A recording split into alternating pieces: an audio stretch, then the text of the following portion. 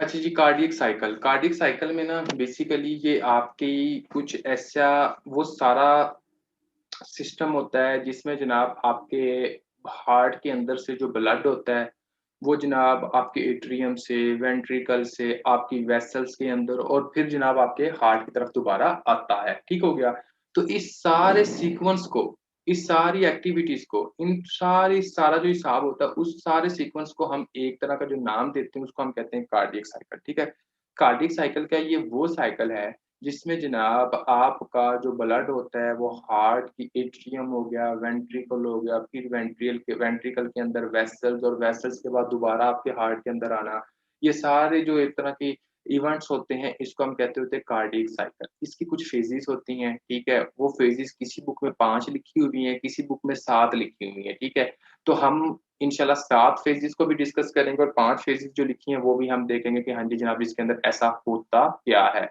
सबसे पहले हम जो पहली फ़ेज़ जो डिस्कस करने लगे हैं, उस फ़ेज़ का नाम होता है एट्रियल सिस्टोल। क्या होता है आपका एट्रियल सिस्टोल? तो अब हम आते हैं कि हाँ जी, जनाब ये एट्रियल सिस्टोल का पंगा क्या होता है? Atrial systole. इसके साथ मैं आप लोगों को ग्राफ़िकल रिप्रेज़ेंटेशन भी दिखाऊँगा। क्यों? क्योंकि ये टॉपिक आपके ग्राफ़ के लिहाज़ से बहुत ज़्यादा मेन इम्पोर्टेंट होता है। उसके लिहाज़ से बहुत मर्तबा ये पूछा भी गया है, यूएस असेंबली हो गया, फ्लैप हो गया, उसके हवाले से, ठीक हो गया? एट्रियल सिस्टोल का मसला क्या होता है? देखिए फॉर एग्ज़ाम्पल अगर मैं यहाँ पर लिखूँ कि ये आपका एट्रियम है, ठीक हो गया? और ये आपका क्या एक तरह का वेंट्रिकल है, ठीक हो गया? एट्रियम और वेंट्रिकल के दरमियान में एक वाल्व होता है जिसको कहते हैं एट्रियोवेंट्रिकुलर वाल्व। क्या कहते हैं आपका एट्रियोवेंट्रिकुलर वाल्व। अब आपने इस तरह समझना है कि जो चीज़ें आपकी लेफ्ट साइड पर हो रही हैं, सेम टू सेम वही चीज़ें आपकी राइट साइड पर हो रही हैं, ठीक हो गया? तो मैं जस्ट एज़ अ एग्ज़ाम्पल के तौर पर आपकी लेफ्ट साइड ऑफ चैम्बर को वो एक्सप्लेन करूँगा कि लेफ्ट साइड ऑफ चैम्बर क्या है, उसके अंदर क्या होता है। राइट को आपने समझना है कि वही-वही सेम टू सेम वही चल रहा है। अब आप खुद सोचें कि फॉर एग्ज़ाम्पल जब आपके एट्रियम के अंदर ब्लड आता है, एट्रियम के अंदर ब्लड आता है, तो एट्रियम के अंदर जो ब्लड लेकर आता है, वो कौन लेकर आता है? वो आपकी वेन्स लेकर आती हैं, जिसको हम कहते हैं पल्मोनरी वेन्स हो गया पल्मोनरी वेन्स हो गया लेफ्ट साइड की तरफ और राइट साइड की तरफ वेना केवा, जैसा कि for example superior vena cava और आपकी इंफीरियर वेना केवा होती है, ठीक हो गया? तो मतलब कि आपने इस तरह समझना है कि देखें आपका जो एट्रियम होता है, एट्रियम से वेंट्रिकल की तरफ ब्लड जाएगा। ये लेकिन एट्रियम के अंदर ब्लड कैसे आता है? एट्रियम के अंदर ब्लड आता है आपकी वेन्स लेकर आती हैं। जैसे ही आपकी वेन्स ब्लड लेकर आई, ठीक हो गया? आपकी वेन्स जो होती हैं आपने समझना है कि ये आपकी वेन्स हैं, ये ब्लड आपका लेकर आती हैं, आपके एट्रियम के अंदर ब्लड अब काफ़ी ज़्यादा हो गया। जब आपके एट्रियम के अंदर ब्लड काफ़ी ज़्यादा हो जाता है, तो ये बात आप एक अपने माइंड में रख लें कि एट्रियम और वेंट्रिकल के दरमियान में एक सुराख होता है, उस सुराख का नाम क्या होता है आपका मिट्रल वाल्व। अगर तो फॉर एग्ज़ाम्पल लेफ्ट साइड की बात करें, तो वो मिट्रल वाल्व है, अगर राइट साइड की बात करें, तो वो ट्राइकस्पिड वाल्व है। नियरली अबाउट ऑफ 70 टू 80% जो ब्लड होता है, वो जनाब आपके एट्रियम से वेंट्रिकल की तरफ रश कर जाता है विदाउट किसी भी तरह की कंट्रैक्शन के बगैर। मतलब के बगैर किसी कंट्रैक्शन के एट्रियम से जो ब्लड होता है वो वेंट्रिकल के अंदर चला जाता है। तकरीबन 70 टू 80% है। किसी-किसी बुक में ये 90% भी लिखा हुआ है, ठीक हो गया? मतलब कि आपके एट्रियम के अंदर ब्लड आया, एट्रियम के अंदर जैसे ब्लड आता है, एट्रियम के अंदर से ब्लड जो होता है वो वेंट्रिकल के अंदर चला जाता है। जैसे ही वेंट्रिकल के अंदर ब्लड जाता है, तो उसके नतीजे में जनाब 70 टू 80% ब्लड चला गया। अब बाकी का जो ब्लड होता है उसको जनाब एट्रियम से वेंट्रिकल की तरफ भेजने के लिए एट्रियम को कॉन्ट्रैक्ट करना पड़ता है। जैसे एट्रिया कॉन्ट्रैक्ट होगा तो इसके नतीजे में क्या होता है, इसके नतीजे में ये होता है हम उसको कहते हैं एट्रियल सिस्टोल क्योंकि एट्रिया कॉन्ट्रैक्ट हो रहा है। अब जैसे एट्रियम कॉन्ट्रैक्ट होता है तो आपका जो बाकी जो ब्लड होता है वो जनाब आपका कहाँ आ गया आपके वेंट्रिकल के अंदर आ गया। अब जैसे आपका ब्लड वेंट्रिकल के अंदर सारे का सारा आ जाता है, ठीक है? आपके वेंट्रिकल के अंदर आ जाता है। मैं आप लोगों से एक बात पूछता हूँ, अगर फॉर एग्ज़ाम्पल आपका ब्लड एट्रियम से वेंट्रिकल के अंदर आ रहा है, तो आपका किस जगह पर प्रेशर ज़्यादा है? आपके एट्रियम के अंदर प्रेशर ज़्यादा है या आपके वेंट्रिकल के अंदर प्रेशर ज़्यादा है? शाबाश! ये बताइएगा जी। अगर फॉर एग्ज़ाम्पल आपके मतलब के एट्रियम के अंदर प्रेशर क्या है आपका एक तरह का ज़्यादा है। तो अब हम आते हैं कि एट्रियल सिस्टोल जो होती है, ये पहली जो एक तरह की कार्डियक साइकिल की जो फ़ेज़ है उसके अंदर होता क्या है? जो पहली फ़ेज़ है उसके अंदर सबसे पहले आपने ये कहना है कि एट्रिया जो होता है उसके अंदर प्रेशर ज़्यादा होता है एज़ कम्पेयर टू वेंट्रिकल। तो एट्रिया के अंदर प्रेशर जो है वो आपका एक तरह का ज़्यादा है एज़ कम्पेयर टू वेंट्रिकल। अब मैं दूसरी बात आप लोगों से पूछता हूँ कि जब आपका एट्रिया का प्रेशर होता है, जब आपका एट्रिया कॉन्ट्रैक्ट होता है और एट्रिया से ब्लड जो होता है वो वेंट्रिकल के अंदर आता है। जैसे ही ब्लड आपके वेंट्रिकल के अंदर आएगा, तो वेंट्रिकल के अंदर जो वॉल्यूम होगा वो ज़्यादा बढ़ेगा या कम होगा या उतना ही रहेगा? जो वेंट्रिकल के अंदर जो वॉल्यूम है वो बढ़ेगा, नॉर्मल रहेगा या उतना ही रहेगा, कुछ चेंजेस होंगी कि नहीं होगी? जैसे एट्रिया कॉन्ट्रैक्ट करता है, वॉल्यूम वेंट्रिकल के अंदर आ गया, तो वेंट्रिकल का वॉल्यूम ज़्यादा हो गया। तो आपने नंबर 2 पर बात ये करनी है कि वेंट्रिकल वॉल्यूम क्या हो गया आपका एक तरह का ज़्यादा हो गया। नंबर 3 आपने क्या बात करनी है वो देखें। फॉर एग्जाम्पल जब आपका एट्रिया से वेंट्रिकल के अंदर ब्लड आता है, तो वहाँ पर कोई वाल्व होता है, ऐसे ही है। वो वाल्व कौन-सा होता है? वो होता है जनाब एट्रियोवेंट्रिकुलर वाल्व और उस वाल्व को लेफ्ट साइड पर मिट्रल वाल्व कहते हैं, राइट साइड पर आपका ट्राइकस्पिड वाल्व कहते हैं। अगर वो ओपन हो रहा है, तो ही आपका वेंट्रिकल की तरफ ब्लड आ रहा है। तो हमने कहता है एवी वाल्व जो होता है आपका ओपन, एवी वाल्व आपका कहता है एक तरह का ओपन होता है। नंबर 3 आपने मुझे ये बात बतानी है, क्या आप लोगों का एक तरह का ये जो एओर्टिक वाल्व होता है, ये आपका ओपन होता है? मतलब कि ये आपका कोई ओपन होता है? आपका जो एओर्टिक वाल्व होता है, क्या ये आपका ओपन होता है या आपका जो पल्मोनरी वाल्व होता है, ये आपका ओपन होता है? ये ओपन नहीं होता। तो आपका एओर्टिक और पल्मोनरी वाल्व जो होता है, ये ओपन नहीं होता। एओर्टिक वाल्व भी ओपन नहीं होता और आपका पल्मोनरी वाल्व भी ओपन नहीं होता। उसके बाद नंबर 5 मुझे बताएँ कि जब ये वाल्व ओपन नहीं होता, तो इसके नतीजे में जो आपका वेसल्स का प्रेशर होता है, वो बढ़ता है या नॉर्मल रहता है या बस ना होने के बराबर होता है? वेसल्स के अंदर जो प्रेशर होता है, जब एटीएम से ब्लड वेंट्रिकल के अंदर आता है, तो वो जो प्रेशर जो होता है, वो जनाब बढ़ता है या नॉर्मल रहता है या क्या हिसाब होता है? तो आपने कहना है कि जो प्रेशर होता है, वो जनाब आपका नॉर्मल ही रहता है क्योंकि उधर ब्लड नहीं जा रहा, ठीक है? तो आपकी वेसल का जो प्रेशर होता है, वो आपका बिल्कुल नॉर्मल की लेवल पर होता है। अब मेरी बात को आपने ये चीज़ें आपकी किसमें हुई? आपके एट्रियल सिस्टोल में हुई। अब फॉर एग्जांपल जब आपका एट्रिया कॉन्ट्रैक्ट करता होता है, तो हम कहते हैं जनाब आपका एक हार्ट मतलब कि जब हम ईसीजी जब देखते हैं ना, ईसीजी का टॉपिक इंशाल्लाह कल हम फुल डिटेल के अंदर डिस्कस करेंगे इंशाल्लाह। लेकिन अभी आपने ये समझना है कि जब आपका एट्रिया कॉन्ट्रैक्ट होता है, तो इसके नतीजे में आपकी एक वेव पैदा होती है, उस वेव को कहते हैं पी वेव। क्या कहते हैं? आपका पी वेव कहते हैं। तो अभी आपका यानी कि जो आप ईसीजी देखोगे, तो इसमें क्या होगा? आपकी पी वेव पैदा हुई होगी क्योंकि आपका एट्रिया कॉन्ट्रैक्ट होता है। जब आपका एट्रिया कॉन्ट्रैक्ट होता है तो आपका कौन-सी वेव पैदा होती है? आपकी पी वेव पैदा होती है। तो आपने कहना है आपकी कौन-सी वेव पैदा होगी? आपकी पी वेव पैदा होगी, ठीक हो गया? और कभी-कभी पता है क्या होता है? कभी-कभी ऐसे होता है कि जनाब आप लोगों का फॉर एग्जांपल आगे जाकर हम एक फेज़ डिस्कस करेंगे जिसको हम कहते हैं rapid feeling of rapid ventricular feeling, ठीक हो गया? और अर्ली वेंट्रिकुलर फीलिंग, ठीक हो गया? वो आपकी एंड स्टेजेज़ है, ये लेट वेंट्रिकुलर फीलिंग वो हम एंड पर पढ़ते हैं जाकर, ठीक है? फेजेज़ के अंदर इधर ही। उसके अंदर हम हार्ड साउंड्स डिस्कस करते हैं। लेकिन आपको यहाँ पर भी पता होना चाहिए कि आपकी एट्रियल सिस्टोल के अंदर भी हार्ट की आपकी 4th साउंड पैदा हो सकती है, यानी कि S4 पैदा हो सकती है। कौन-सी पैदा हो सकती है? आपकी S4 पैदा होने के चांसेस आपके इसके अंदर भी होते हैं, ठीक है? तो ये आपने कहना है कि आपकी एट्रियल सिस्टोल के अंदर आपके हार्ट की जो S4 साउंड होती है, उसके पैदा होने के चांसेस होते हैं, ठीक हो गया? उसके बाद आपका मतलब कि हम एक कर्व देखेंगे, उसके बाद जो कर्व देखेंगे उसके अंदर आपका एक ग्राफ बना होगा। उस ग्राफ के ऊपर आपका एक तरह का एट्रियल प्रेशर होगा। क्या होगा? Atrial pressure. तो देखें जब एट्रियल कॉन्ट्रैक्ट होता है तो उसका प्रेशर बढ़ता है। जब प्रेशर बढ़ता है तो हम एक वेव देखते हैं जो एट्रियल प्रेशर की होती है और उस वेव को कहते हैं ए वेव। क्या कहते हैं आपका? ए वेव। मतलब कि आपने कहना है कि आपकी वो वेव कौन-सी होती है? आपकी ए वेव होती है। तो ये सिर्फ़ और सिर्फ़ ये बातें सारी आपने याद करनी जो 8 पॉइंट्स मैंने लिख दिए हैं ना एट्रियल सिस्टोल के अंदर। इंशाल्लाह इसके अलावा और कोई चीज़ बात याद रखने की नहीं है, बाकी हम एक ग्राफिकल रिप्रेजेंटेशन की तरफ जाएँगे, उसके अंदर देखेंगे। देखें, फॉर एग्ज़ाम्पल आपने कहना है कार्डियक साइकिल के अंदर जो सबसे पहली फ़ेज़ होती है, उसका नाम होता है जनाब आपकी एट्रियल सिस्टोल। एट्रियल सिस्टोल के अंदर क्या होता है कि सबसे पहले आपका एट्रिया कॉन्ट्रैक्ट होता है। जैसे आपका एट्रिया कॉन्ट्रैक्ट मतलब कि 70 टू 80% ब्लड जो होगा वो बगैर एट्रिया के कॉन्ट्रैक्शन के आपका जो ब्लड होगा वो वेंट्रिकल के अंदर चला जाएगा। अगर फॉर एग्ज़ाम्पल एट्रिया से वेंट्रिकल की तरफ अगर ब्लड जा रहा है, तो उसके दरमियान में एक वाल्व होता है, वो ओपन हुआ था तो ही गया, ठीक हो गया? आपने कहना है इस वजह से। एट्रिया कॉन्ट्रैक्ट होता है तो एट्रिया का प्रेशर ज़्यादा है, इस वजह से वेंट्रिकल की तरफ गया, आपने कहना 2 पॉइंट्स हो गए।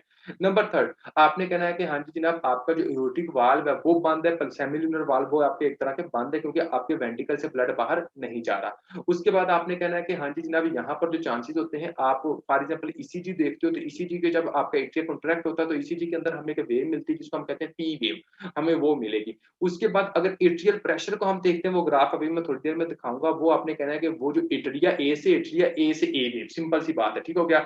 और उसके बाद क्या होता है, आपकी S4 साउंड्स जो होती है वो प्रोड्यूस यहाँ पर हो सकती है। ये थी जनाब आपकी एट्रियल सिस्टोल। यहाँ पर आप लोगों को एट्रियल सिस्टोल के अंदर किसी तरह का क्वेश्चन है तो आप लोग पूछ सकते हो। अब हम जाते हैं जनाब आपकी नेक्स्ट फेज़ की तरफ। देखिए मेरी बात को गौर करना है। नेक्स्ट फेज़ का मतलब काम होता है, नाम होता है आइसोवॉल्यूमेट्रिक कॉन्ट्रैक्शन फेज़। क्या नाम होता है उसका? आइसोवॉल्यूमेट्रिक कॉन्ट्रैक्शन फेज़। अब देखें आइसोवॉल्यूमेट्रिक कंट्रैक्शन फेज आपने इस तरह समझना है कि फॉर एग्जांपल ये जनाब आपका एट्रियम था, ये आपका एक तरह का एट्रियम था, ये जनाब आपका वेंट्रिकल था, ठीक हो गया। अब देखें फॉर एग्जांपल आपका ब्लड जो हो गया वो जनाब आपका इधर आ गया, आपका ब्लड जो हो गया आपका इधर आ गया। जब आपका ब्लड सारे का सारा इधर आ जाएगा तो आपका वेंट्रिकल का प्रेशर एक तरह का बढ़ जाएगा, आपका वेंट्रिकल का प्रेशर एक तरह का बढ़ जाएगा। वैसे इस फेज का नाम रखा हुआ आइसोवॉल्यूमेट्रिक फेज, आइसो का मतलब होता है सेम वॉल्यूम, समझ आ रही है, और सेम इसमें प्रेशर रहता है, ठीक है।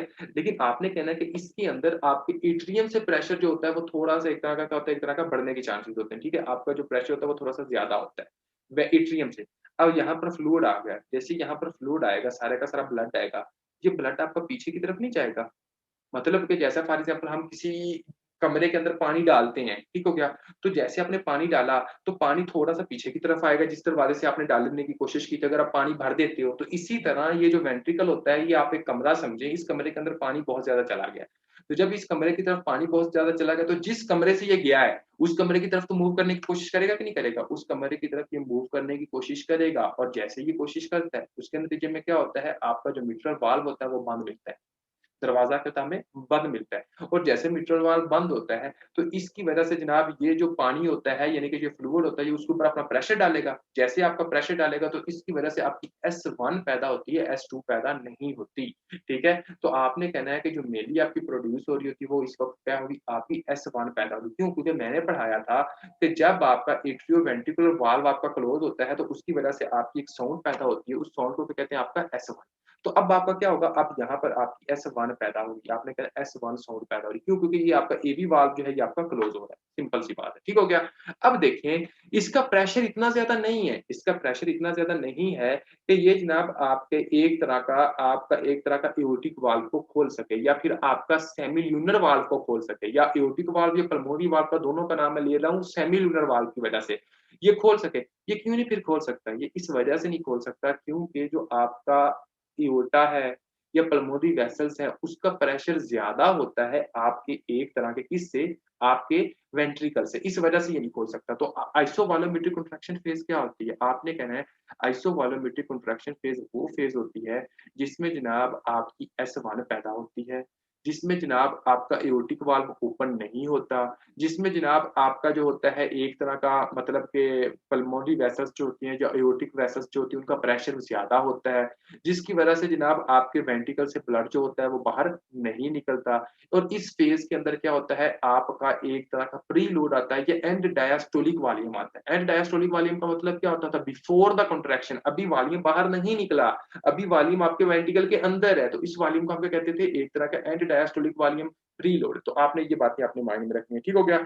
और इसमें मतलब के एक तरह का मतलब कि आपका वेंट्रिकल के ऊपर जैसे थोड़ा-सा प्रेशर बढ़ता है, तो आपका वेंट्रिकल बस नाम का कॉन्ट्रैक्ट होता है, उतना कॉन्ट्रैक्ट नहीं होता, उतना प्रेशर नहीं होता कि ये जनाब आपके वेंट्रिकल से आपकी एओर्टिक वाल्व से या सेमिलुनर वाल्व से बाहर निकल सके। लेकिन थोड़ा-सा कॉन्ट्रैक्ट करने का मतलब ये होता है जिसकी वजह से ये जनाब आपका इसके ऊपर लगता है, यानी कि एट्रियोवेंट्रिकुलर वाल्व के ऊपर लगता है और आपकी आवाज़ पैदा होती है। और जब आपका वेंट्रिकल कॉन्ट्रैक्ट होता है, उस फेज़ को कहते हैं, अगर हम ईसीजी के ऊपर देखें तो उसको हम कहते हैं क्यूआरएस कॉम्प्लेक्स फेज़। क्या कहते हैं? आपका क्यूआरएस कॉम्प्लेक्स फेज़।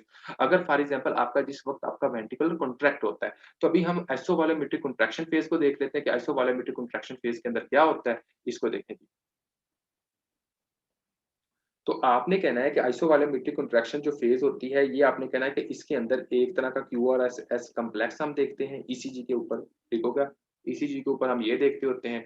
उसके बाद आपने कहना है कि हाँ जी जनाब, ये वो होती है जिसमें हम फर्स्ट हार्ट साउंड सुनते हैं। फर्स्ट हार्ट साउंड सुनते हैं, ठीक हो गया? उसके बाद आपने ये कहना है कि हाँ जी जनाब, ये वो होती है जिसमें जनाब आपका एओर्टिक वाल्व जो होता है वो क्लोज़ होता है। एओर्टिक वाल्व आपका क्लोज़ मिलता है आपको। और ये वो फ़ेज़ होती है जिसमें जनाब दोनों वाल्व आपके क्लोज़ मिलते हैं। आइसोवॉल्यूमेट्रिक जहाँ पर भी लफ़्ज़ है, आपने कहना आइसोवॉल्यूमेट्रिक कॉन्ट्रैक्शन, इसका मतलब है कि दोनों वाल्व आपके क्लोज़ हमें मिल रहे हैं। देखो, ये वाल्व भी आपको क्लोज़ मिला, ये भी वाल्व आपको क्लोज़ मिला, तो बोथ वाल्व आपको मिल रहे हैं, एक तरह के क्लोज़ मिल रहे हैं, ठीक है? तो सिंपल बात है, रट्टा लगाने का फ़ायदा नहीं है, आप खुद समझदार हैं। उसके बाद देखें, इस फ़ेज़ के अंदर क्या होता है, वॉल्यूम आपका जब ये वाल्व बंद इधर से भी बंद, इधर से भी बंद, तो वॉल्यूम आपका बढ़ेगा या सेम रहेगा? शाबाश! जब आपका वाल्व दोनों तरफ से बंद होगा, तो वॉल्यूम आपका बढ़ेगा या सेम रहेगा? कुछ चेंजेज़ नहीं होगी, तो वॉल्यूम आपका सेम रहता है। वॉल्यूम आपका क्या होता है, एक तरह का सेम वॉल्यूम आपका एक तरह का सेम होता है, ठीक हो गया। उसके बाद ये थे जनाब आप लोगों का एक तरह का कौन-सा, और आपने कहना है कि हाँ जी जनाब एओर्टिक प्रेशर जो होता है, एओर्टिक प्रेशर जो होता है वो ज़्यादा होता है आपके वेंट्रिकुलर प्रेशर से, ठीक हो गया। तो ये बातें आपने सिर्फ इसके अंदर याद करनी आइसोवॉलेमेट्रिक कंट्रैक्शन फेज़ के अंदर, ठीक है। अब कोई बच्चा जिसको एट्रियल सिस्टोल के अंदर समझ ना आई हो, जिसको आइसोवॉलेमेट्रिक कंट्रैक्शन फेज़ के अंदर समझ ना आई हो, वो बंदा क्वेश्चन पूछ सकता है यहाँ तक। फिर हम अगली जो फेज़ है उसको डिस्कस करते हैं। शाबाश, नंबर 3 फेज़ जो है। तो अब हम आते हैं आपकी थर्ड फेज़ की तरफ कि थर्ड फेज़ कौन-सी होती है, ठीक है? तो थर्ड फेज़ जो होती है उसको हम कहते होते हैं जनाब आपकी रैपिड इजेक्शन फेज़। क्या होती है आपकी rapid ejection phase? Rapid ejection phase. देखें, सिंपल सी बात है, ये रैपिड इजेक्शन फेज़ के अंदर क्या होता है? आपने कहना है कि रैपिड इजेक्शन फेज़ वो फेज़ होती है जिसके अंदर हम कुछ चेंजेज़ इस तरह देखते हैं, मतलब कि फॉर एग्ज़ाम्पल ये आपका एट्रियम था, ये आपका वेंट्रिकल था, ठीक हो गया। इस फेज़ के अंदर क्या होता है कि आपके वेंट्रिकल से जो फ्लूइड होता है वो जनाब आपकी वे ये सेमिलुनर वाल्व से बाहर निकलता है। सेमिलुनर वाल्व से बाहर निकलता है। मैं आप लोगों से क्वेश्चन पूछता हूँ, अगर फॉर एग्जांपल वेंट्रिकल से आपका सेमिलुनर वाल्व से फ्लूइड बाहर निकल रहा है, तो वेंट्रिकल का प्रेशर ज़्यादा है तो निकल रहा है ना, ऐसे तो पॉसिबल नहीं है। समझ आ रही है? तो अगर मतलब कि जो वेंट्रिकल है उसका प्रेशर ज़्यादा है, ऐसे तो पॉसिबल नहीं है कि हाँ जी जनाब आपका फ्लूइड हमें बाहर निकल जाए। तो आपका वेंट्रिकल का प्रेशर ज़्यादा होता है आपके किसके? आपके एक तरह के पल्मोनरी वाल्व से आपके इसकी वजह से, ठीक हो गया? तो आपने कहना है जब इसका प्रेशर दूसरे की निस्बत ज़्यादा होता है, तो आपका वेंट्रिकल से फ्लूइड आपके एओर्टा के अंदर जाता है, तो आपका फ्लूइड जो होता है वो जनाब आपके पल्मोनरी वाल्व के अंदर जाता है, ठीक है? तो मुझे आप लोगों ने एक बात बतानी है, फॉर एग्ज़ाम्पल आपका ये वेसल जो होता है इसका तकरीबन प्रेशर जो है वो तकरीबन 80 एमएमएचजी है, एओर्टिक वाल्व का, ठीक है? एओर्टिक वाल्व का। अब देखें अगर फॉर एग्ज़ाम्पल यहाँ पर प्रेशर एओर्टिक वाल्व के यानी कि वेंट्रिकल के अंदर 80 से थोड़ा-सा कम ज़्यादा हो जाए, फॉर एग्ज़ाम्पल 90 हो जाए, 100 एमएमएचजी हो जाए, ठीक है? तो आपका ये जो वाल्व होता है ये ओपन हो जाता है। जब ये वाल्व आपका ओपन हो जाता है, तो इसकी वजह से जो आपका वेंट्रिकल के अंदर जो फ्लूइड होता है, वो रस्ट आउट करता है आपके वेसल्स के अंदर, ठीक हो गया। जैसे ही ये वेसल्स के अंदर जाएगा, तो ये रैपिडली बाहर जाता है, रैपिडली बहुत ज़्यादा मिकदार इसकी बाहर जाती है, इस वजह से इसका नाम रखा हुआ है रैपिडली इजेक्शन फेज़। मतलब कि बहुत ज़्यादा ज़ोर से ये फ्लूइड बाहर जाता है, तो इस वजह से इसका नाम क्या रखा हुआ है रैपिडली इजेक्शन फेज़। तो मैं आप लोगों से बात पूछता हूँ कि रैपिडली इजेक्शन फेज़ के अंदर क्या होता है? शाबाश! देखें, रैपिडली इजेक्शन फेज़ जो होती है, रैपिडली इजेक्शन फेज़ जो होती है उसके अंदर क्या होता है? आपने कहना है कि रैपिडली इजेक्शन फेज़ वो होती है जिसमें जनाब आपके एक तरह का वेंट्रिकल प्रेशर जो होता है, वेंट्रिकल प्रेशर जो होता है वो एक तरह का आपका ज़्यादा हो जाता है आपके वेसल्स प्रेशर से, आपके वेसल्स प्रेशर से, ठीक हो गया? वेसल्स के अंदर जो प्रेशर होता है उसके उसके बाद ये हो गया। नंबर 2 आपने ये बात करनी है कि ये वो प्रेशर होता है जिसमें एओर्टिक वाल्व आपका क्या होता है, एक तरह का ओपन होता है। या फिर आपने कहना है कि सेमील्यूनर वाल्व आपका क्या ओपन होता है, या फिर आपने कहना है पल्मोनरी वाल्व क्या आपका ऊपर यानी कि एओर्टिक पल्मोनरी कह लें या फिर सेमील्यूनर वाल्व कह लें, ठीक है? उसके बाद आपने कहना है कि हाँ जी जनाब क्योंकि इसका प्रेशर बहुत ज़्यादा होता है, तो इस वजह से जनाब आपका जो ब्लड का जो हाई अमाउंट ऑफ ब्लड जो होता है वो आपका बहुत ज़्यादा बाहर निकलता है। मैं आप लोगों से एक बात पूछता हूँ, अगर फॉर एग्जाम्पल क्वेश्चन के अंदर इस तरह आता है कि स्ट्रोक वॉल्यूम किस फेज के अंदर ज्यादा होता है, तो आप किस फेज के अंदर बताओगे? स्ट्रोक वॉल्यूम किस फेज के अंदर ज्यादा होता है, तो आपको किस फेज के अंदर बताओगे? जैसा कि आप लोगों को पता है कि अगर फॉर एग्जाम्पल ये आपका एट्रियम है, ये आपका वेंट्रिकल है, और स्ट्रोक वॉल्यूम क्या होता है? स्ट्रोक वॉल्यूम वो वॉल्यूम होता है जो कि जनाब आपका एक तरह का वेंट्रिकल से बाहर निकलता है वॉल्यूम, ठीक है? तो ये आपका किसके अंदर बताओगे? आपकी रैपिड इजेक्शन फेज के अंदर बताओगे क्योंकि स्ट्रोक वॉल्यूम इसको हम कहते होते हैं, ठीक है? तो आपने कहना है हाँ जी जनाब इसके अंदर क्या आपका स्ट्रोक वॉल्यूम क्या होगा? एक तरह का ज़्यादा मिलेगा, ठीक हो गया? उसके बाद आप लोगों ने पता होना चाहिए कि हाँ जी जनाब इसके अंदर क्या होती है, इसके अंदर एक तरह का ब्लड आपके एट्रिया के अंदर जाना शुरू एट्रियल फिलिंग होना शुरू हो जाती है। यानी कि ये वेसल से इधर इस तरह ब्लड जाना शुरू हो जाता है। इसको हम कहते हैं एट्रियल फिलिंग यानी कि ये एट्रियल फिलिंग होना शुरू हो जाती है, ठीक हो गया? और अगर फॉर एग्ज़ाम्पल ये हम देखते हैं ये क्योंकि ये कॉन्ट्रैक्शन हो रही है, ये सारा हिसाब होता है, ये आपने देख लिया। उसके बाद आपका जब वेनस पल्स देखते हैं, वहाँ पर वेनस पल्स जो होता है, जो हम कर्व देखेंगे, पहले एट्रियल सिस्टोल पर हमने देखी थी, दूसरी हम कहाँ देख रहे हैं? आपकी आइसोवॉल्यूमेट्रिक कंट्रैक्शन फेज़ में और यहाँ पर हम सी पल्स देखते हैं। ये हम मैं आप लोगों को दिखा दूँगा अभी ग्राफ के अंदर, ठीक है? आपने कहना सी पल्स हम देखते हैं। तो ये था सारे का सारा आपका आइसोवॉल्यूमेट्रिक कंट्रैक्शन सॉरी आपका रैपिड इजेक्शन फेज़ सॉरी आपकी कौन-सी आपकी रैपिड इजेक्शन फेज़। तो रैपिड इजेक्शन फेज़ के अंदर आप सी पल्स देखते हो। अब देखें फॉर एग्ज़ाम्पल जस्ट आपने इस तरह समझना है, जैसा कि फॉर एग्ज़ाम्पल आप दही लेकर आते हो, ठीक हो गया? या फॉर एग्ज़ाम्पल आप दही भल्ले लेकर आते हो, दही भल्ले जो हैं वो जनाब आपके शॉपर के अंदर हैं, ठीक है? और वो जनाब आपने इस तरह जनाब अंडेले हैं और जनाब जैसे ही वो अंडेले हैं मतलब कि तो दही भल्ले जो होते हैं वो जनाब आपके प्लेट के अंदर आ गए, ठीक है? और उसके बाद कुछ अभी शापर के अंदर हैं और कुछ हम शेख लोग जो हैं वो जनाब क्या करते हैं कि उसको जनाब हाथ से ज़ोर से जनाब उसके अंदर जो होता है उसको भी निकालने की कोशिश कर रहे हैं, ठीक है? तो इसके अंदर भी अब ये होने लगा है कि slow ejection phase, rapid ejection phase के बाद जो फेज़ आती है उसको हम कहते हैं slow ejection phase. Slow ejection phase के अंदर ये होता है कि हाँ जी जनाब, आप लोगों का जो एक तरह का जो थोड़ा-सा ब्लड रह जाता है, वो जनाब आपका जो ब्लड होता है वो आपके वेंट्रिकल से कहाँ जाता है, आपके आपकी वेसल्स के अंदर जाना शुरू हो जाता है और उस फेज़ को क्या कहते हैं आपका स्लो इजेक्शन फेज़। मतलब कि अगर तो रैपिडली जाएगा, तो उसको हम रैपिड इजेक्शन फेज़ कहेंगे और उसके बाद जो थोड़ा-सा बचा हुआ है ब्लड उसको हम कहते हैं स्लो इजेक्शन फेज़। क्या कहते हैं आपका स्लो इजेक्शन फेज़। अब हम आते हैं जनाब आपका स्लो इजेक्शन फेज़ के मैं थोड़ा-सा एक बार बताता हूँ कि स्लो इजेक्शन फेज़ के अंदर क्या होता है। उसके बाद हम जो डिस्कस करेंगे वो आपका एक तरह का होगा जनाब लास्ट आइसोबैलेंस रिलैक्सेशन और उसके बाद एक तो और फेज़ेज़ है, ठीक है? तो आपने कहना है कि स्लो इजेक्शन फेज़ के अंदर क्या होता है।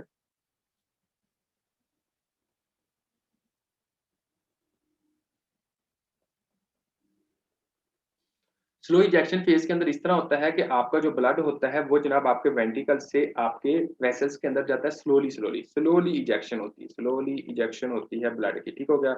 ऑफ ब्लड आपने ये कहना स्लोली इजेक्शन ऑफ ब्लड होती रहती है, ठीक हो गया? उसके बाद आपने कहना है कि इस फेज़ के अंदर क्या होगा जब आपका फ्लूइड ही सारा जाना शुरू होगा, इस फेज़ के अंदर आपका फिर वेंट्रिकल का जो प्रेशर होगा वो कम होता जाएगा। वेंट्रिकल प्रेशर डिक्रीज़ होता जाएगा, वेंट्रिकल प्रेशर जो होगा वो एक तरह का डिक्रीज़ होता जाएगा, ठीक हो गया? इसके बाद आपने कहना है कि हाँ जी जनाब, आपका एक तरह का इसमें भी आपकी एट्रियल फीलिंग होती है, क्योंकि आपकी एट्रियल फीलिंग होती है क्योंकि एट्रिया के अंदर ब्लड जा रहा होता है और इसके अंदर हम जब पल्स देखते हैं तो हमें वी वेव मिलती है, ए वेव एट्रिया, फिर उसके बाद जनाब आपकी ए वेव एट्रिया, उसके बाद हमें जो सी वेव मिलती थी वो हमें रैपिड इजेक्शन और यहाँ पर वी वेव मिलती है और वी वेव किसमें होती है आपकी स्लो इजेक्शन में, वी वेव, ठीक है? वी वेव हमें मिलती है, सी ए सी वी, ठीक है? ए सी वी, ए एट्रिया, सी जो होती है वो हमें मिलती है जनाब आपकी रैपिड इजेक्शन और वी जो होती है वो हमें स्लो इजेक्शन में मिलती है। अब हम अगली फेज़ की तरफ आ जाते हैं और अगली फेज़ जिसका नाम है उसको हम कहते होते हैं जनाब आपका एक तरह का आइसोवॉल्यूमेट्रिक रिलैक्सेशन फेज़। जी, इसमें भी एट्रियल फीलिंग होती है बिल्कुल, आइसोवॉल्यूमेट्रिक relaxation phase.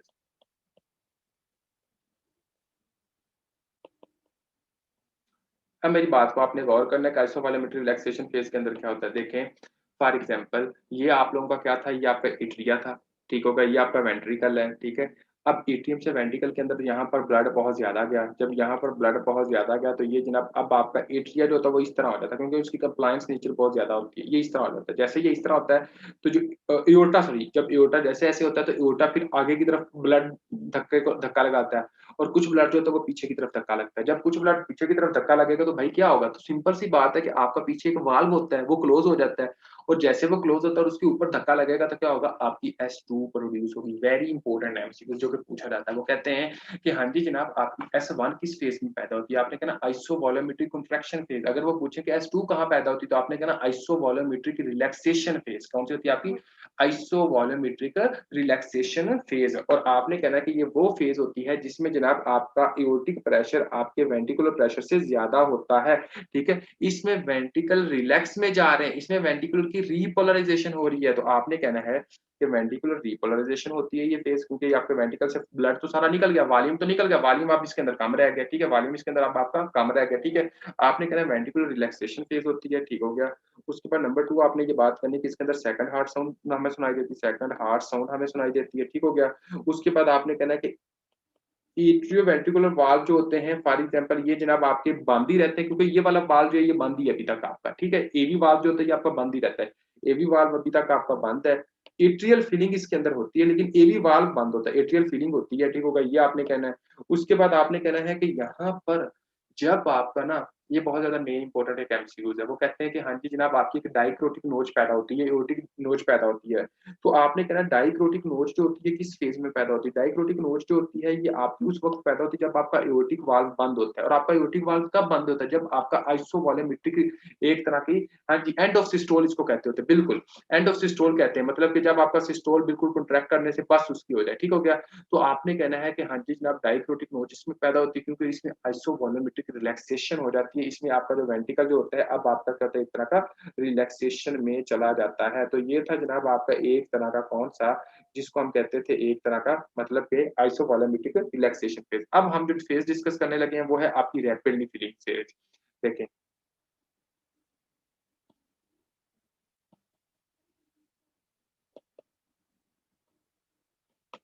Rapidly feeling phase के अंदर क्या होता है? रैपिडली फीलिंग फेज़ के अंदर ये होता है कि जनाब आपका जब आपका वेंट्रिकल प्रेशर जो होता है वो आपके एट्रियल प्रेशर से कम हो जाए।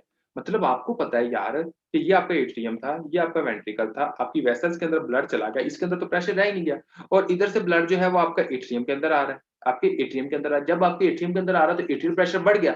जब जैसे आपका एट्रियल प्रेशर बढ़ता है तो आपका मिट्रल वाल्व ओपन हो जाता है। मिट्रल वाल्व का तो आपको एक तरह का ओपन मिलता है आपको। जब आपको मिट्रल वाल्व ओपन मिलता है तो आपकी जल्दी-जल्दी ये फीलिंग होती है, जल्दी-जल्दी फीलिंग होती है, इसको कहते हैं रैपिडली वेंट्रिकुलर फीलिंग, ठीक है? तो आपने कहना है कि वेंट्रिकुलर प्रेशर जो होता है वो जनाब आपका एक तरह का क्या होता है, वो एक तरह का कम होता है, तो इस वजह से एक होती है एक तरह की रैपिडली फीलिंग होती है और इसके अंदर हमें हार्ट की थर्ड साउंड सुनाई देती है। बस आपने ये बातें याद करनी है, थर्ड साउंड। अब वो पूछते हैं कि हाँ जी साहब थर्ड साउंड आप किसके अंदर सुनाई देती है? आपने कहना रैपिडली फीलिंग के अंदर। क्या होती है? आपकी रैपिडली फीलिंग जो फेज़ के अंदर जो होती है, वो जनाब आपकी एक तरह की थर्ड साउंड सुनाई देती है, इसमें एट्रियल प्रेशर बढ़ जाता है, एवी वाल्व जो होता है रैपिडली फिलिंग का मतलब ये होता है देखिए अब आपका ब्लड आपकी वेसल से आपके एट्रियम के अंदर आया। जैसे ही आपके एट्रियम के अंदर आता है तो एकदम अब आपके वेंट्रिकल के अंदर ब्लड बहुत ज़्यादा आना शुरू हो गया, ठीक हो गया? उसकी वजह ये होती है कि आपका एक तरह का एबी वाल्व जो होता है, ये एट्रियोवेंट्रिकुलर वाल्व जो होता है वो ओपन होता है और आपके वेंट्रिकल के अंदर जैसे ब्लड रश आउट करेगा तो इसकी वजह से रैपिडली वेंट्रिकुलर फिलिंग हो जाएगी। इसको हम ये कहते होते हैं, ठीक हो गया? और इसमें हमें जो हार्ट की साउंड सुनाई देती है, वो हमें सुनाई देती है थर्ड हार्ट साउंड। कौन सी होती है आपकी?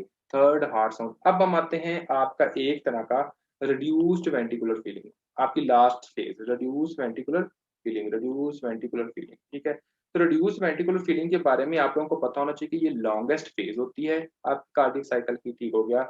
इसमें जनाब आपका लॉन्गेस्ट और इसमें जनाब आपकी वेंट्रिकुलर फीलिंग होती है लेकिन स्लो रेट के साथ होती है, बिल्कुल आस्ता-आस्ता। आपने कहना स्लो रेट के साथ आपकी होती है एक तरह की वेंट्रिकुलर फिलिंग होती है, ठीक हो गया?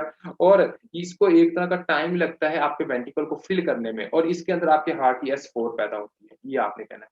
तो ये था जनाब आपका कार्डियक साइकिल, फॉर एग्ज़ाम्पल अभी मैं बता देता हूँ पूरा एक बार रिपीट कर देता हूँ। देखें फॉर एग्ज़ाम्पल कार्डियक साइकिल वो साइकिल होता है जो कि सीक्वेंस ऑफ इवेंट्स के ऊपर मुश्तमिल होता है जिसमें जनाब आपके एट्रियम, वेंट्रिकल फिर वेसल, वेसल्स के बाद आपके ब्लड के अंदर दोबारा ब्लड आता है, उसको हम कहते हैं कार्डियक साइकिल, ठीक है? आपने कहना है कि कार्डियक साइकिल के अंदर सबसे पहले क्या होता है आपका एट्रियल सिस्टोल होता है, ठीक है? एट्रियल सिस्टोल के अंदर क्या होता है आपने कहना है कि ये आपका एट्रियम है, ये आपका वेंट्रिकल है, जो आपके एट्रियम से ब्लड जो होता है आपके वेंट्रिकल के अंदर आ जाता है, ठीक हो गया? एट्रिया कॉन्ट्रैक्ट करता है जिसकी वजह से हमें पी वेव मिलती है, वेंट्रिकल के अंदर वॉल्यूम बढ़ जाता है, लेकिन ये वाल्व भी आपका ओपन होता है, लेकिन ये वाल्व आपका क्लोज़ होता है, ठीक हो गया? और वेंट्रिकल का प्रेशर ज़्यादा होने लगता है। उसके बाद आती है आपकी आइसोवॉलेमेट्रिक रिलैक्सेशन फेज़, आइसोवॉलेमेट्रिक रिलैक्सेशन फेज़ के अंदर आपने कहना है कि ये आपका एट्रियम है, ये जनाब आपका वेंट्रिकल है। और इसके अंदर होता क्या है, इसके अंदर होता कुछ यूँ है तो फॉर एग्ज़ाम्पल जब ये जनाब आपका काम क्या करता होता है, ये इस तरह करता है कि हाँ जी, आपका ये जनाब आपका वाल्व जो होता है ये बंद मिलता है हमें, ब्लड प्रेशर इधर जाता है ब्लड और इसके बाद आपका एट्रियोवेंट्रिकुलर वाल्व के ऊपर लगता है और उसके बाद ये वाल्व क्या होता है आपको बंद मिलता है जिसकी वजह से आपकी S1 पैदा होती है। लेकिन आपके दोनों वाल्व बंद होते हैं, इधर वाला भी, ठीक हो गया? इसको कहते हैं आइसोवॉलेमेट्रिक रिलैक्सेशन फेज़, ये क्यूआरएस कॉम्प्लेक्स में शो करती है। उसके बाद आता है आपकी rapid ejection. Rapid ejection phase के अंदर क्या होता है? रैपिड इजेक्शन फेज़ वो होती है जिसमें जनाब वेंट्रिकुलर से ब्लड रैपिडली आपका क्या होता है वेसल्स के अंदर आता है। जब वेसल्स के अंदर रैपिडली आपका ब्लड आता है तो इसके नतीजे में क्या होता है आपका मतलब कि एक तरह का एओर्टिक वाल्व जो होता है वो ओपन हो जाता है या सेमिलुनर वाल्व ओपन हो जाता है, इसका प्रेशर जो होता है वो ज़्यादा हो जाता है इसकी निस्बत अब ब्लड जो है वो इसके अंदर जाना शुरू हो गया, ठीक है?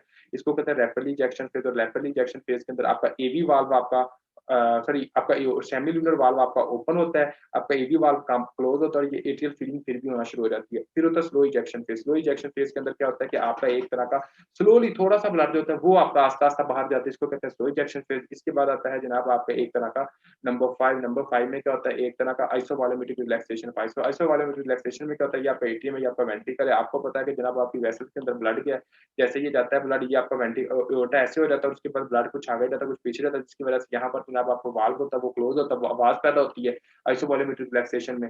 तो आइसोवॉलेमेट्रिक रिलैक्सेशन में क्या होती है आपकी आवाज़ पैदा होती है, यहाँ पर भी वाल्व ये भी बंद, ये भी बंद। जहाँ पर लफ़्ज़ आइसोवॉलेमेट्रिक आ जाए ना वहाँ पर वाल्व दोनों ही बंद मिलते हैं हमें। हमको पता है कॉन्ट्रैक्शन में भी वाल्व बंद था, इधर भी वाल्व बंद होता है। यहाँ पर वेंट्रिकुलर प्रेशर कम होता है, वेसल्स का प्रेशर ज़्यादा होता है, ठीक है? इस वजह से बैक फ्लो मारता है। ये आपने करना। उसके बाद आता है रैपिडली फिलिंग। रैपिडली फिलिंग में क्या होता है, फॉर एग्जांपल ये आपका एट्रियम होता है, ये आपका वेंट्रिकल होता है, जल्दी से जनाब ये फिलिंग होती है। उसके बाद ये वाल्व आपका एबी वाल्व आपका ओपन होता है, जिसकी वजह से यहाँ आता है, ठीक हो गया। और इसमें जनाब आपकी S3 होती है, ठीक है। उसके बाद जनाब आपका आ जाता है रिड्यूस फिलिंग। रिड्यूस फिलिंग में क्या होता है, आपकी S4 पैदा होती है और आस्ता आस्ता ब्लड इधर आता है, सबसे लॉन्गेस्ट ये फेज होती है। उसके बाद आपका एट्रियल वाली जो थी, इसमें ए वेव हम सुनते हैं। रैपिडली फिलिंग वाली जो होती है, इसमें हम सी वेव सुनते हैं। इसमें रैपिड इंजेक्शन, इसमें सी वेव सुनते हैं। इसमें जनाब हम आपका एक तरह का वी वेव सुनते हैं, ठीक होगा। तो ये बातें आपने याद रखनी है। ये था सारे का सारा आपका कार्डिक साइकिल। अब हम इसकी ग्राफिकल रिप्रेजेंटेशन आपको मैं बता देता हूँ, ठीक है। ग्राफिकल रिप्रेजेंटेशन क्या होती है।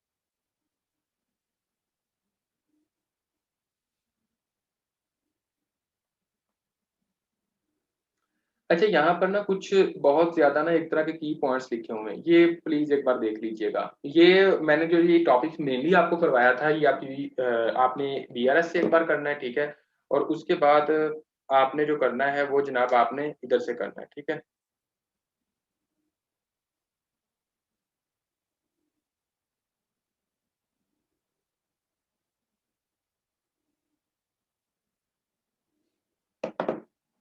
अच्छा जी।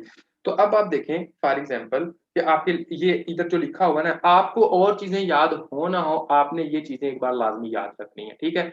आप ये वाला टॉपिक जैसे ओपन करोगे, सबसे पहले आपने बीआरएस की बुक पर जाना है, ठीक हो गया। अगर बीआरएस किसी को नहीं पसंद तो गाइडन पर चले जाए, आपने उधर से करना है। फिर आपने इधर आना है, ये वाला ये चीजें आपने इधर से करनी है। एक बार मैं इधर से पढ़ा देता हूँ इधर क्या लिखा हुआ है, ठीक है। देखें सिंपल सी बात है।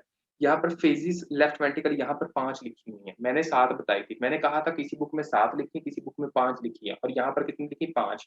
ये फेजेस आपको लाजमी याद रखनी जो इसके अंदर लिखी हुई है। जैसा कि फॉर एग्जांपल क्या होता है, आइसोवॉल्यूमेट्रिक कंट्रैक्शन फेज। आइसोवॉल्यूमेट्रिक कंट्रैक्शन फेज के अंदर क्या होता था, शाबाश। आइसोवॉल्यूमेट्रिक कंट्रैक्शन फेज के अंदर क्या होता था, आप लोगों को पता है। आइसोवॉल्यूमेट्रिक कंट्रैक्शन फेज के अंदर आपका जो ब्लड था वो वेंट्रिकल से पीछे की तरफ जाता था, जिसकी वजह से आपका एट्रियो वेंट्रिकुलर वाल्व बंद हो जाता था, जिसकी वजह से जनाब आपका मिट्रल वाल्व बंद होता था।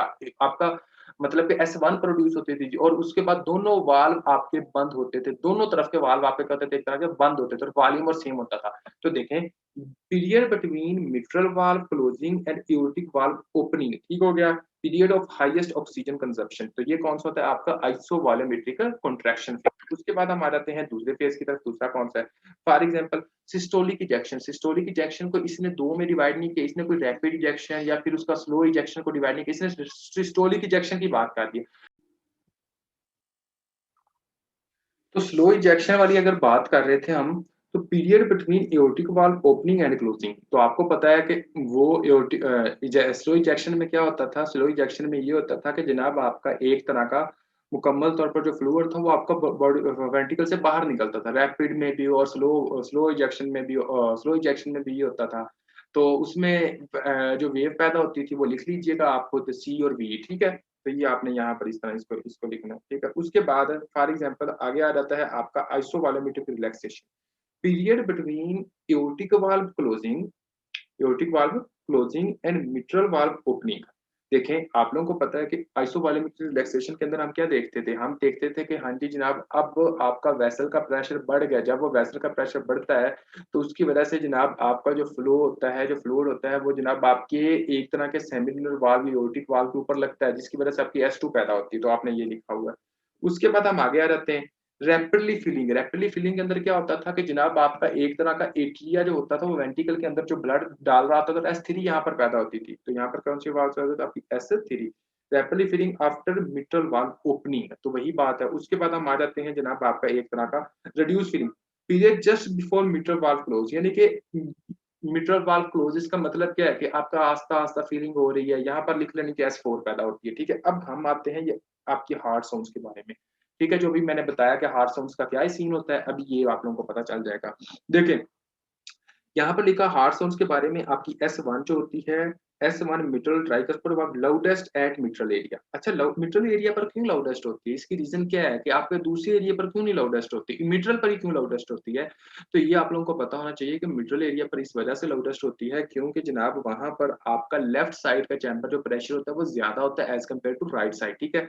उसके बाद यहाँ पर लिखा हुआ कि हाँ जी जनाब आपकी S2 का क्या सीन होता है, aortic and pulmonary valve closure loudest at left upper sternal border. अच्छा, अगर फॉर एग्जांपल कोई बंदा बात कर रहा है कि लेफ्ट अपर स्टर्नल बॉर्डर पर है, तो वो क्या है कि वो ये है कि आप लोगों की एक तरह की पल्मोनरी वाल्व की बात कर रहा है, S2 वहाँ पर लाउडेस्ट होती है। अच्छा, अगर कोई बंदा मुझसे आप लोगों से पूछता है कि यार पल्मोनरी की लाउडेस्ट ही क्यों होती है आवाज़? कोई रीज़न उसकी क्या है? उसकी रीज़न क्या होती है? तो आप लोगों ने कहना है कि देखें पल्मोनरी की लाउडेस्ट इस वजह से होती है क्योंकि जब आप इंस्पायर करते हो ना, इंस्पिरेशन करते हो, तो आपकी वेंट्रिकुलर फीलिंग्स और ये सारा सीन ज़्यादा हो रहा होता है, ठीक हो गया? तो इस वजह से जनाब आपका लाउडेस्ट होता है। इंस्पायरेशन के दौरान जब आपने इंस्पायर करना है, गैसेज़ ऑक्सीजन गई, ऑक्सीजन के बाद ज़्यादा से ज़्यादा ऑक्सीजन गई, जब ज़्यादा से ज़्यादा ऑक्सीजन गई तो आपकी वेंट्रिकुलर फीलिंग ज़्यादा से ज़्यादा हुई, जब वेंट्रिकुलर फीलिंग ज़्यादा से ज़्यादा हुई तो इस वजह से लाउडेस्ट हमें सुनाई देती है। ये बात आप अपने माइंड में रखिएगा, ठीक है? तो ये S2 वाली इस तरह। S3 का किसमें होती है? देखें S3 in early diastole during rapidly ventricular feeling phase, ये लिखा हुआ है। रैपिडली वेंट्रिकुलर फीलिंग फेज, उसके बाद आ जाता है जनाब best heard at apex with patient in a left lateral decubitus position associate with high filling. For example ये किसके साथ होता है? रैपिडली फीलिंग है ना, तो कोई भी ऐसी डिसऑर्डर्स जिसमें जनाब फीलिंग बहुत ज्यादा हो, ये उनमें होता है। जैसा कि फॉर एग्जांपल किसके साथ हो सकता है? मिट्रल रिगर्जिटेशन में आपकी फीलिंग ज्यादा होती है क्योंकि आपका वाल्व से फ्लूइड बाहर नहीं जा रहा होता। एओर्टिक रिगर्जिटेशन में आपका फ्लूइड हार्ट के अंदर दोबारा आता है, हार्ट फेलियर के अंदर ज्यादा आता है, ठीक हो गया? डायलेटेड कार्डियोमायोपैथी हो गया, ठीक है? तो और कुछ बच्चों और चिल्ड्रंस और प्रेगनेंसी के दौरान ये नॉर्मल। अच्छा, प्रेगनेंसी के दरमियान ये नॉर्मल क्यों होती है? मैं आप लोगों से क्वेश्चन पूछता हूँ। यहाँ पर इन्होंने लिखा हुआ है कि प्रेगनेंसी के दौरान ये नॉर्मल होती है। ऐसी क्या वजह है कि प्रेगनेंसी के दौरान S3 नॉर्मल होती है? शाबाश।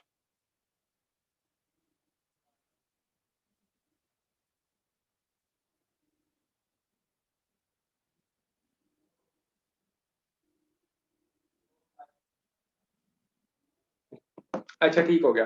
तो ये आप लोगों को पता होना चाहिए कि मतलब कि क्योंकि वॉल्यूम बढ़ता है, प्रेगनेंसी के दौरान वॉल्यूम बढ़ता है। तो कल मैंने क्या बताया? एंट डायस्टोलिक वॉल्यूम किसमें बढ़ता है? आपका एक तरह का प्रेगनेंसी के दौरान बढ़ता है। स्ट्रोक वॉल्यूम किसमें बढ़ता है? आपका एक तरह का प्रेगनेंसी में बढ़ता है। तो ये बातें हैं, ठीक है? तो उसके बाद आपको पता हो कि ये किसमें होती है। For example high feeling pressure, mitral regurgitation, aortic regurgitation, heart failure, thyrotoxicosis, dilated cardiomyopathy और प्रेगनेंसी और ये सारा कुछ, ठीक हो गया? उसके बाद आ जाता है जनाब आपका फॉर एग्जांपल S4। S4 होती है स्टिफनेस की वजह से। फॉर एग्जांपल जब कोई स्टिफनेस हो गई, उसकी वजह से मोस्टली S4 होती है और रिड्यूस फीलिंग की वजह से होती है। यहाँ पर क्या इन लेटर डायस्टोल एट्रियल किक, ठीक हो गया? यानी कि जब एट्रिया जोर से जनाब में एक तरह का फ्लूइड डालता है, इस तरह लगती है। उसको हम कहते हैं जनाब एक तरह का, हाँ जी बिल्कुल, लेफ्ट वेंट्रिकुलर हाइपरट्रोफी के अंदर आप देख सकते हैं। उसके बाद आ जाता है जनाब आपका atrial kick, best heard at apex with patient of lateral decubitus position. Decubitus position मैं आप लोगों को पिक्चर दिखा दूंगा, ठीक है? ताकि वो हाई एट्रियल प्रेशर, जब एट्रियल प्रेशर ज्यादा होता है, वही बात associated with ventricular non complex hypertrophy, ठीक हो गया? Left atrium must push against stiff left ventricular. Stiff की बात करनी है आपने, कंसीडर अबनॉर्मल इफ पाल्पेबल, ठीक हो गया? तो ये बातें आप लोगों को पता होनी चाहिए, ये अभी हमने सारी डिस्कस की थी। आपको पहली वाली बातें भी हमने डिस्कस की कार्डियक साइकिल के अंदर, ये बातें भी अभी हमने कार्डियक साइकिल के अंदर डिस्कस की। अब हम आ जाते हैं फॉर एग्जांपल आपका एक तरह का ये वाला जो सीन होता है, एक मिनट जी, हार्ट साउंड्स हो गया, ये सारा कुछ होगा। अब हम आते हैं इधर, ये वाला पॉइंट क्या है, ठीक है? इसकी तरफ है जगुलर वेनस प्रेशर क्या होता है। देखिए मेरी बात को थोड़ा सा गौर करना है। वेनस प्रेशर मैं आप लोगों को पढ़ाया था अभी थोड़ी देर पहले। मैंने क्या कहा था कि एवेव कब पैदा होती है? कि जनाब आपकी जब आपका एक तरह का एट्रिया कॉन्ट्रैक्ट होता है, उस वक्त आपकी एवेव पैदा होती है।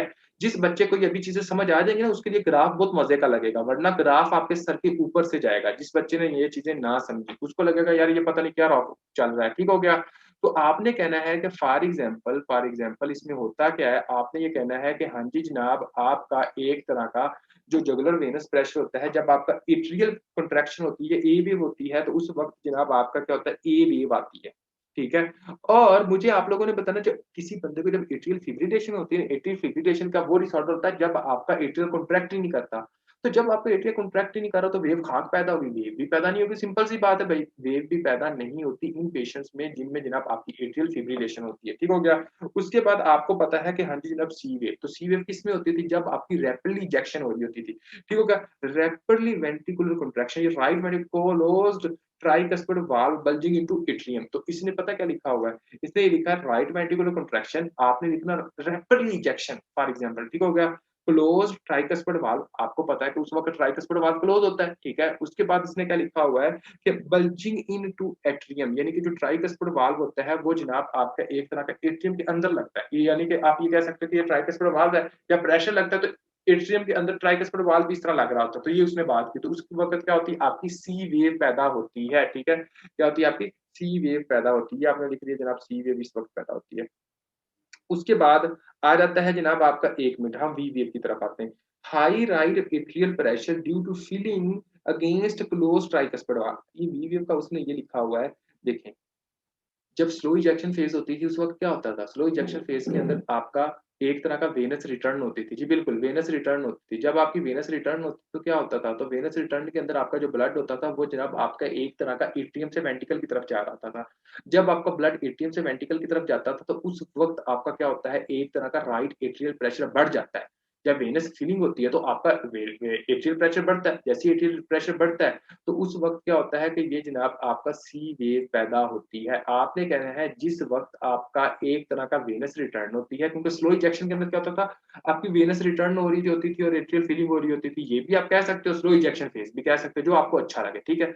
उसके बाद देखें फॉर एग्जाम्पल वाई का, वाई डिसेंट ये लिखा हुआ, एक्स डिसेंट, वाई डिसेंट और एक्स डिसेंट के बारे में ये देखें, यहाँ पर आप ये देख सकते हो एक्स डिसेंट, ठीक है, ये एक्स डिसेंट है, ये वाई डिसेंट है। इन जो ये डिसेंट साहब है ना, इसको अभी हम थोड़ी देर में ग्राफ के अंदर देखते हैं, इसको भी आप इधर छोड़ दें, इसको भी हम थोड़ी देर में देखते हैं क्योंकि फिर आपको सही समझ आएगी। अच्छा जी, अब हम आ जाते हैं यहाँ पर ग्राफिकल रिप्रेजेंटेशन में, और यहाँ पर आप लोगों को कुछ सही वाली समझ आएगी अगर आप थोड़ा सा अपना दिमाग इस्तेमाल करो तो। देखें फॉर एग्जांपल जो फर्स्ट फेज है, अगर हम यहाँ पर देखते हैं तो यहाँ पर इन्होंने लिखा हुआ है कि जो फर्स्ट फेज है वो आपकी कौन सी है, वो आपकी एक तरह की एट्रियल सिस्टोल फेज है, ऐसे ही एट्रियल सिस्टोल फेज है। अब एट्रियल सिस्टोल फेज के अंदर क्या होता है, अगर हम इधर से आते हैं तो अब देखें ये ईसीजी के अंदर क्या है, ईसीजी के अंदर आपकी एक तरह की पी वेव है। एट्रियल सिस्टोल के अंदर क्या होता है, ईसीजी के अंदर क्या होती है आपकी पी वेव होती है, ठीक है। तो यहाँ पर ईसीजी के अंदर ये पी वेव है, ठीक हो गया। उसके बाद आपका एट्रियल सिस्टोल के अंदर कौन सा बल्ज प्रेशर होता था आपका, वेन ये वाला, देखें राइट ए वेव होती थी जो मैंने आपको बताई, ठीक हो गया।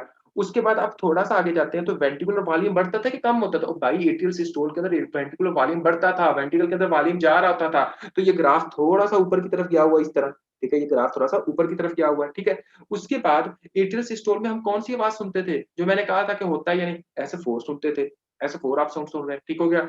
उसके बाद अगर आप देखते हो कि हाँ जी जनाब ये आपका ये जो लाइन जो है ना, फॉर एग्जाम्पल ये वाली जो लाइन है, ये लाइन शो करती है वेंट्रिकुलर प्रेशर को। ये लाइन किसको शो करती है आपके, ये वाली जो लाइन होती है वेंट्रिकुलर प्रेशर को शो करती है। ये लाइन जो होती है ये एट्रियल प्रेशर को शो करती है, और ये लाइन जो होती है एओर्टिक प्रेशर को शो करती है। अभी किसी बच्चे को नहीं ना समझ आ रही, दोबारा मैं बताता हूँ। देखिए तीन प्रेशर की वेव्स है, कौन सी, ये वाली जो वेव है, ये वाली वेव शो करती होती है कि जनाब आपका कौन सा प्रेशर है, आपका वेंट्रिकल का प्रेशर है, कौन सा आपका वेंट्रिकल का प्रेशर है। ये वाला जो वेव है ये आपको शो करता है आपका एक तरह का एट्रियल प्रेशर है, कौन सा आपका एट्रियल प्रेशर है। और ये वाला जो वेव होती है ये आपको शो करती है आपका एओर्टिक प्रेशर है, आपका एओर्टिक प्रेशर। अब देखना थोड़ा सा गौर है, जो आपकी वेंट्रिकल की प्रेशर की है, अब देखें फॉर एग्जांपल ये थोड़ी सी बड़ी हुई है, ये थोड़ी सी क्यों बड़ी है, ये इस वजह से बड़ी है भाई, जब एट्रियल से वेंट्रिकल के अंदर प्रेशर फ्लूइड जाता है तो आपका प्रेशर बढ़ता है वेंट्रिकल के अंदर, इस वजह से वेंट्रिकल प्रेशर थोड़ा सा ज्यादा हुआ। एट्रियल सिस्टोल के अंदर वॉल्यूम जाता है तो थोड़ा सा प्रेशर बढ़ता है। तो अब देखें एट्रिया कॉन्ट्रैक्ट करता है, एट्रिया प्रेशर करता है तो उसके बाद ही वेंट्रिकल के अंदर जाता है ना, तो इस वजह से ये ए वेव भी थोड़ी सी बड़ी हुई है, ठीक है। लेकिन एओर्टिक वाल्व जो है वो बिल्कुल नीचे की तरफ है, उसको कुछ भी नहीं हुआ, समझ आ रही है, उसको कुछ भी नहीं हुआ, बिल्कुल ठीक है। वो कहता भाई मुझे अपनी मौज में रहने दो, ठीक है। अब यहाँ तक किसी बच्चे को समझ नहीं ये ग्राफ की, तो वो पूछ सकता है कैसे। सबसे पहले अगर हम दोबारा इधर आते हैं, देखें ये टॉपिक बहुत ही ज्यादा मेन इंपॉर्टेंट है, बहुत बहुत ज्यादा मेन इंपॉर्टेंट टॉपिक है ये, ठीक हो गया। अगर हम यहाँ पर दोबारा आते हैं तो यहाँ पर क्या ये पी वेव है, ठीक होगा। पी वेव आपको पता है जब एट्रिया कॉन्ट्रैक्ट करेगा तो आपकी पी वेव हम सुनाई देगी, सिंपल सी बात है। उसके बाद आपका एट्रियल प्रेशर होता था, तो मैंने ए से क्या कहा था, ए वेव पैदा होती है। उसके बाद आपका क्या होता है, जब यार आपको सिंपल सी बात है, ये वेंट्रिकुलर वॉल्यूम को, ये ग्राफ आपके वेंट्रिकुलर वॉल्यूम को शो कर रहा है, ठीक है, ये देखें वेंट्रिकुलर वॉल्यूम लिखा हुआ है। और उसके बाद देखें कि जब आपका एट्रिया कॉन्ट्रैक्ट करेगा, आपके एट्रिया से वेंट्रिकल के अंदर वॉल्यूम जाएगा तो वेंट्रिकुलर वॉल्यूम ज्यादा हो जाएगा।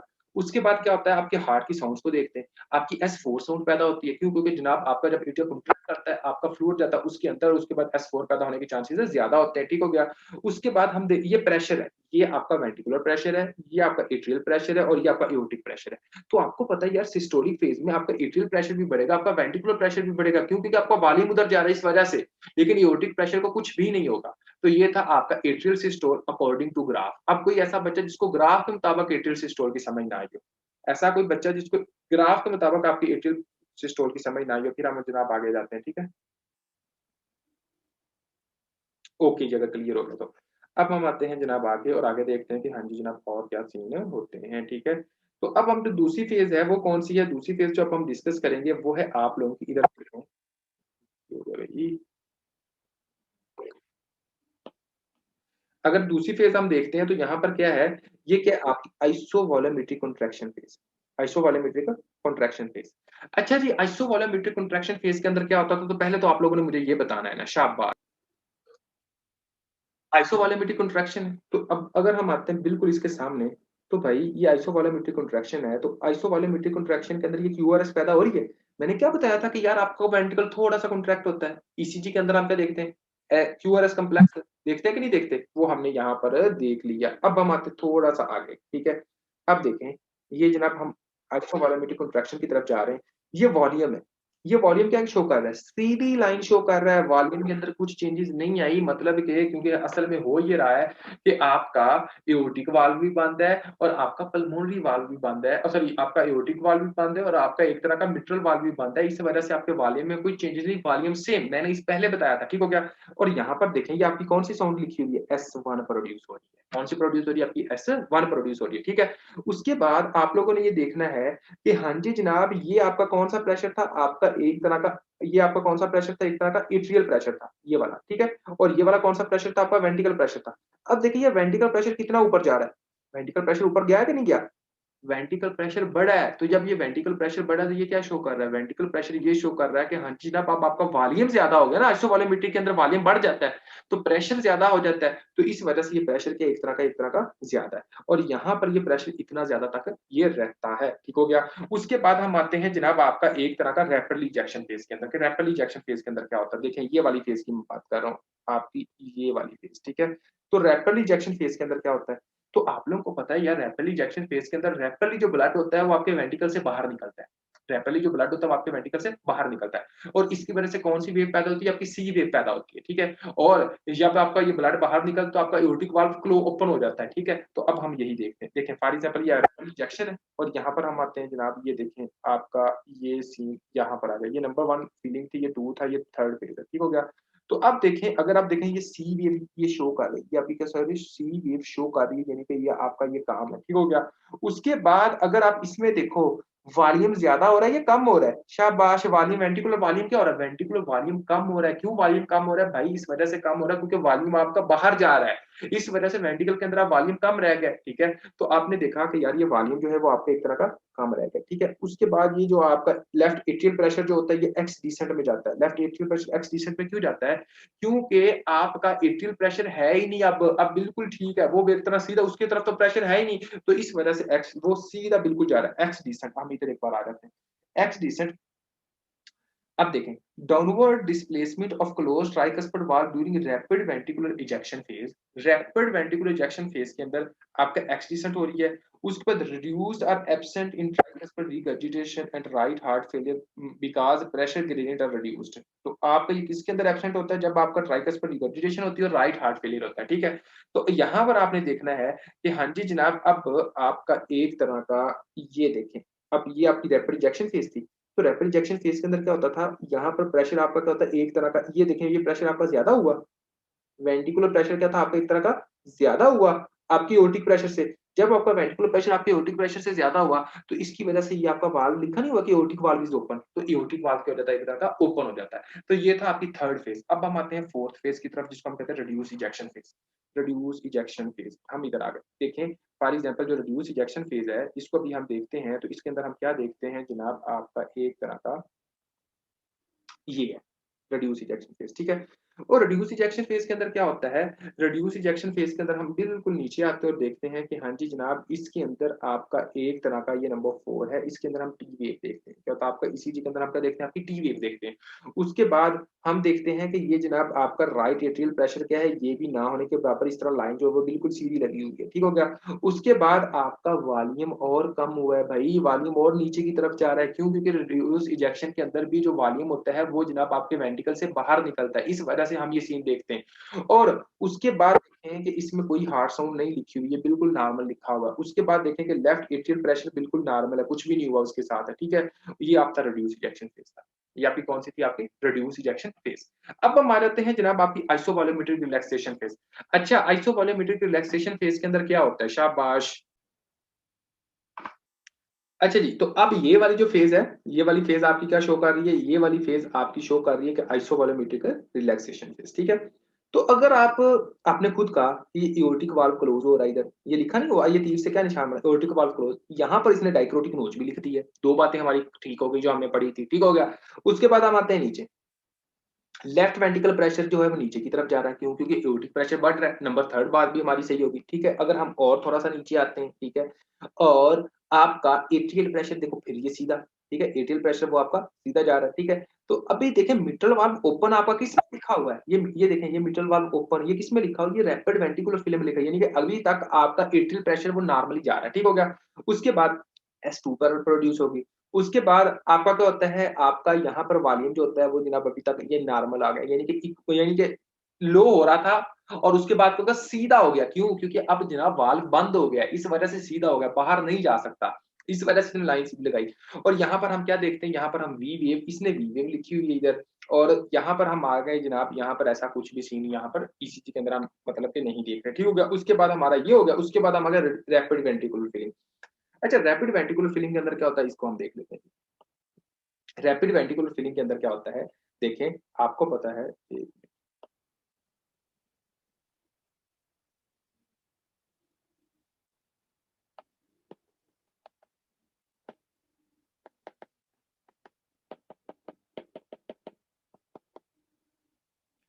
अच्छा जी, रैपिड वेंट्रिकुलर फिलिंग इसके अंदर हम देख लेते हैं। तो देखिए रैपिड वेंट्रिकुलर फिलिंग के अंदर क्या होता था, रैपिड वेंट्रिकुलर फिलिंग के अंदर ये सीन होता था कि आप लोगों का एक तरह का वेंट्रिकल से एट्रियल से वेंट्रिकल की तरफ ब्लड आता था, आपका मिट्रल वाल्व ओपन हो जाता था, जिस वजह से वेंट्रिकुलर जो था वो फ्लूइड से भर जाता था। तो यहाँ रैपिड वेंट्रिकुलर फिलिंग में हम क्या देखते हैं कि एक तरह का, देखें यहाँ पर हम ये देखते हैं कि एक तरह का लेफ्ट वेंट्रिकुलर प्रेशर जो है वो, अगर हम इधर आए, मिट्रल वाल्व ओपन, ये क्या लिखा हुआ आपका, मिट्रल वाल्व ओपन, इसके अंदर सिर्फ अभी तक ये चीज लिखी, मिट्रल वाल्व ओपन। और यहाँ पर हम क्या देखते हैं, वाई डिसेंट देखते हैं। और यहाँ पर हम कौन सी साउंड सुनते हैं, S3 सुनते हैं, ठीक है। तो ये सारी चीजें हमने देखी, और वेंट्रिकल का वॉल्यूम देखिए बढ़ रहा है। क्यों? क्योंकि भाई एट्रियम से वेंट्रिकल के अंदर जा रहा है फ्लूइड, तो वेंट्रिकल का वॉल्यूम इस तरह बढ़ रहा है, ठीक हो गया। तो ये वॉल्यूम बढ़ रहा है, और यहाँ पर हमने क्या देखी, वाई वेव देखी, और ये सारा जनाब उस तरह से, ठीक हो गया। उसके बाद आ जाता है आपका reduce ventricular filling, reduce ventricular filling. तो रिड्यूस वेंट्रिकुलर फिलिंग ये वाला साफ है, ठीक है। तो रिड्यूस वेंट्रिकुलर फिलिंग जब हम देखते हैं तो इसके अंदर हम देखें फॉर एग्जांपल, इसके अंदर फॉर एग्जांपल हम देखें कि ये जनाब आपका क्या होता है, एक तरह का एओर्टिक प्रेशर जो होता है वो बिल्कुल लो हो जाता है। क्यों एओर्टिक प्रेशर लो होता है? क्योंकि जनाब आपकी एक तरह की फ्लूइड्स जो आ रहा होता है वेंट्रिकल्स, एट्रियम से वेंट्रिकल की तरफ, वो बिल्कुल आस्ता-आस्ता आ रहा होता है, ठीक हो गया। उसके बाद यहाँ पर देखें, यहाँ पर कोई भी एट्रियल प्रेशर नॉर्मल लिखती है। उसके बाद जनाब ये बिल्कुल नॉर्मल है। उसके बाद ये वॉल्यूम बढ़ रहा है, वॉल्यूम सिर्फ बढ़ रहा है वेंट्रिकल के अंदर, ठीक हो गया। बाकी राइट एट्रियल प्रेशर जो है वो भी नॉर्मल है, वो भी नहीं बढ़ा हुआ। बाकी ईसीजी के अंदर कोई ऐसा खास फाइंडिंग्स नहीं आई। तो इसको हम कहते होते हैं जनाब आपका कार्डियक साइकिल। अभी आज जो हमने टॉपिक्स डिस्कस किए थे उसमें आप लोगों का एक्शन पोटेंशियल डिस्कस किया था, आपके कार्डिक मसल्स का, आपकी उसके बाद नोडल सिस्टम का, उसके बाद हमने एक्शन कार्डिक साइकिल डिस्कस किया, कार्डिक साइकिल के बाद हमने हार्ट साउंड्स को डिस्कस किया। अब S3 S4 क्या होती है, आपकी अब नॉर्मल हार्ट साउंड्स कैसे होती है, किन में होती है, वो हमने देख लिया, और उसके बाद हमने ग्राफिकल रिप्रेजेंटेशन देख ली। यहाँ तक किसी बच्चे का कोई भी क्वेश्चन है तो आप लोग पूछ सकते हो।